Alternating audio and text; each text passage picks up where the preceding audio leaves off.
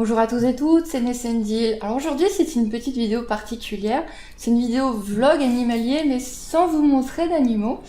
Je vais plutôt discuter avec vous un peu de souvenirs, de choses comme ça, et livres aussi, puisque je vais vous parler de La Femme au serpent. Donc La Femme au serpent c'est Nicole Villotto, c'est ainsi qu'on la surnomme. Et comment en venir à Nicole Villotto? Donc en fait, j'ai eu mon premier serpent pour mes 16 ans. C'était un ami de ma mère qui se séparait d'une gutata. Enfin, à l'époque, c'était une gutata. En fait, c'était une Ella Femori. Maintenant, elle est classée à part. Maintenant, c'est une Ella Femori. C'était une grande adulte d'1m30, vraiment une grande bête. Et voilà, c'était un coup de tête. Il l'avait dit à ma mère, donc lui, il était vraiment plus dans les migales. Mais il avait ce serpent que finalement, il se séparait. Et il avait dit à ma mère, tiens, ta fille, elle aime vraiment toutes les sortes de bestioles. Si tu veux, je lui offre ce serpent, je lui offre, et je lui apprends la terrariophilie. Ma mère a dit oui. Ma mère a dit oui. Mes parents ont dit oui, hein, ce fut fort surprenant. Mais mes parents ont dit oui. Mon père a récupéré un aquarium. Alors mon père avait deux amis aquariophiles, qui m'avaient appris aussi un petit peu l'aquariophilie à l'époque. Et du coup, mon père avait récupéré un grand aquarium, il l'avait bricolé, etc. On avait acheté tout le matériel qu'on nous avait dit, c'était compliqué à l'époque, hein. Donc petit rappel, j'ai eu 36 ans il y a pas longtemps, ouais. Et j'en avais 16. Donc imaginez bien qu'il y a 20 ans, le matériel terrariophile, on n'avait pas grand chose. J'avais trouvé un cordon chauffant, etc. Et donc j'étais prête, et il m'a ramené ce serpent. En fait, il m'a ramené un grand sac en tissu. Il me l'a donné. Donc Joël, s'il passe par là, t'es un peu brut de enfin, comment dire, un peu brut de décoffrage. On dit, mais donc pour lui c'était tellement normal qu'il voyait pas où était le problème, quoi. Il m'a tordu le serpent, enfin le sac. Et moi je suis restée, comment vous voulez dire. Donc il a repris le sac, il a ouvert, il a sorti le serpent, il me l'a mis dans les mains. Et ça a été le coup de foudre international pour ce serpent, qui était d'une gentillesse et une douceur extrême. Si, c'est possible sur un serpent, pour ceux qui ne connaissent pas ces animaux. Je l'ai appelé Syrie, qui est la capitale du monde sur lequel j'écrivais à cette époque-là, mon premier roman. Et Syrie, c'est devenu mon supra-animal de compagnie. Je l'ai installé le terrarium dans ma chambre. Ensuite, on a encore agrandi le terrarium. Elle a été dans la cuisine. Mais je la remontais des fois dans ma chambre. Elle dormait sous mon oreiller. C'est pas bien, faut pas faire ça, mais bon. À l'époque, on avait peu d'infos. Et donc, des fois, je la laissais dormir sous mon oreiller. Bon, elle a jamais eu de soucis de froid, donc ça allait. Et donc, forcément, je me suis intéressée à la terrariophilie. À cette époque-là, on n'avait pas grand-chose. Et du coup, il m'a parlé de Nicole Villotto, cet ami, puisqu'il la connaissait personnellement. C'est une Normande, elle a même fait les Beaux-Arts de Rouen. Et il m'a passé un livre, c'était un gros livre, un gros format à l'époque, que j'ai lu au moins 2 fois avant de lui repasser. J'ai racheté celui-ci il y a quelques années. Je suis retombée dessus en magasin, je l'ai lu tout de suite. Et là, en fait, j'ai à nouveau envie de le relire. Et je me suis dit, tiens, ce serait sympa d'en parler. Et donc, Nicole Villotto, diplômée des Beaux-Arts, herpétologue, photographe, reporter. Elle écrit pour différents magazines, effectue de nombreuses missions dans le monde entier. Elle collabore aussi avec le laboratoire d'herpétologie, d'ethnozoologie et de botanique du Muséum d'histoire naturelle de Paris. Et en fait, donc, Nicole Villotto, c'est devenu mon idole. C'est une dame très âgée maintenant. C'est devenu mon idole parce que, alors déjà c'était facile de me représenter parce que elle était normande, elle a fait les Beaux-Arts, donc moi à l'époque je dessinais des BD, j'écrivais beaucoup. Et elle était surtout dans les lézards, même si elle a fait aussi du serpent aussi bien sûr. Et donc son premier vrai lézard, son premier amour, ce fut un varan. Et elle m'a donné cet amour extraordinaire. Balthazar, qu'on voit là. Elle m'a donné cet amour extraordinaire pour les varans, pour les reptiles. Bon, j'ai toujours pas mon varan. À 36 ans, j'ai toujours pas mon varan. Je le veux, je l'aurai un jour. Et du coup, en fait, elle a toujours, je suppose, cette passion folle pour les animaux et le fait de les apprivoiser. En fait, elle les apprivoisait, c'était les reptiles, elle les gardait vraiment comme des animaux normaux, traditionnels, donc c'est pareil, ils sont dormés dans ce lit, etc. Ce ne sont pas des choses à faire, attention, je dis pas que c'est un exemple. Mais à l'époque, ça m'a énormément parlé, ça m'a énormément touchée. Elle a fait la même chose, alors là, attention, ne faites jamais ça de votre vie.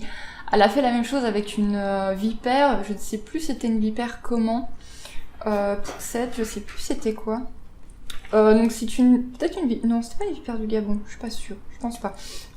En tout cas là c'était une vipère exotique, extrêmement dangereuse, très dangereuse, et elle l'a apprivoisé, elle le manipulait comme un python. Donc bien sûr on fait pas ça, hein, faut pas faire ça. Et forcément, elle est un peu considérée comme une folle dans le milieu. Les anciens et les quelques nouveaux qui tombent sur son histoire la prennent pour une folle. C'en est peut-être une.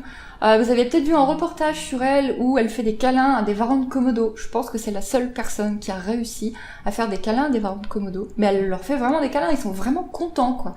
Elle a vraiment un truc, je sais pas, elle les comprend. C'est un peu César avec les chiens, elle arrive à les comprendre, à sentir ce qu'ils veulent et tout, à les apprivoiser. C'est très impressionnant. C'est une folle dingue, hein, c'est-à-dire qu'elle économise de l'argent, elle prend un sac à dos, elle se coupe les cheveux courts, elle part dans la jungle, hein, avec 3 trucs de bouffe dans son sac, elle sait pas où elle va, elle part des semaines, elle a attrapé des tas de maladies, elle s'est fait bouffer par des tas de bestioles. C'est une cinglée, mais je l'adore vraiment. Ça a été un exemple pour moi. Et c'est vraiment elle qui m'a donné, en plus de ce super serpent de ma scierie, c'est vraiment elle qui m'a donné le boost, le petit truc en plus pour me mettre à fond dans la terrario. Et voilà, j'avais envie de vous en parler brièvement. Je vous conseille ce petit bouquin, il est vraiment super intéressant si vous aimez, si vous voulez la découvrir, si vous aimez le genre. Il est vieux, hein, c'est un vieux bouquin. Hein. Ça c'est une réimpression, mais je sais pas de quelle époque est la première impression. Mais je sais pas si je vais trouver ça. Donc là, par exemple, cette édition-là, elle est de 1985. Ça vous donne un peu une idée. Ça vous donne un peu une idée du truc. Mais c'est très intéressant. À lire entre les lignes, attention, elle fait des choses que tout le monde ne peut pas faire. Mais je sais pas, moi, elle m'a vraiment touchée, elle m'a vraiment... voilà quoi, c'est la femme au serpent, c'est la femme au varan.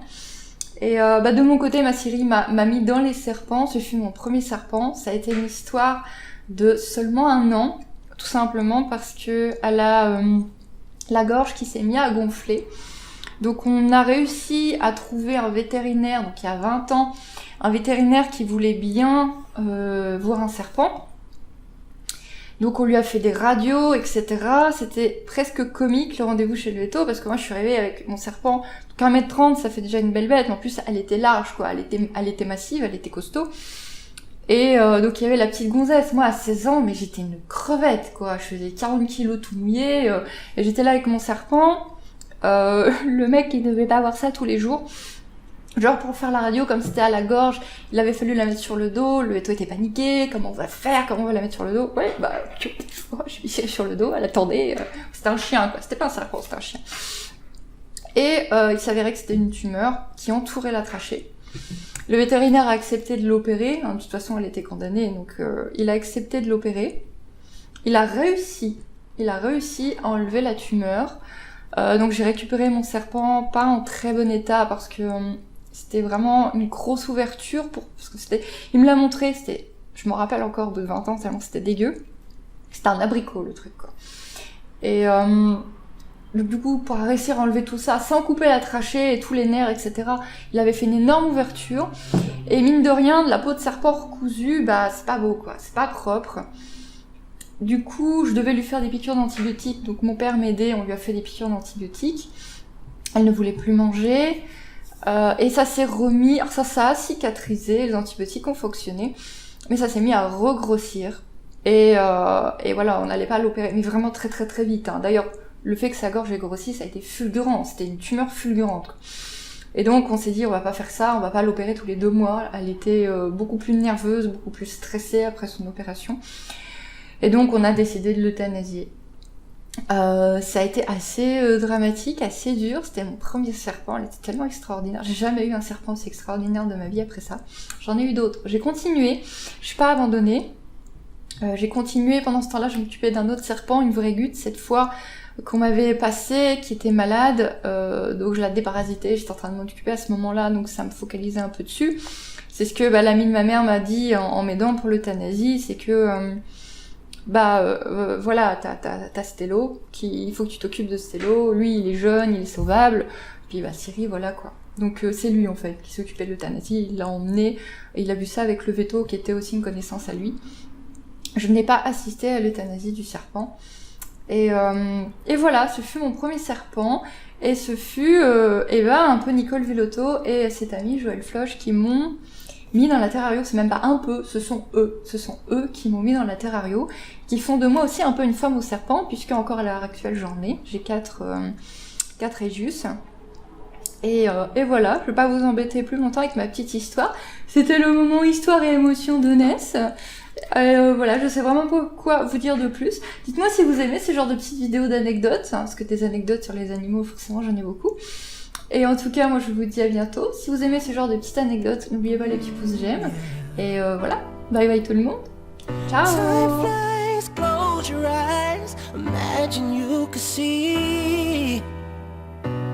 Everybody else's dream, what a comfort it would be.